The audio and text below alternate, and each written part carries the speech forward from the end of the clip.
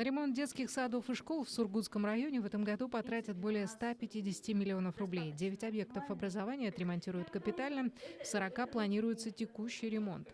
Так, за время каникул планируют значительно преобразить школу в сельском поселении Локосово. Отремонтируют потолок на первом этаже, спортивный зал, кровлю.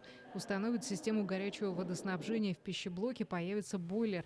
Приступить к выполнению работ должны уже в конце следующего месяца. На эти цели потратят более 2 миллионов рублей.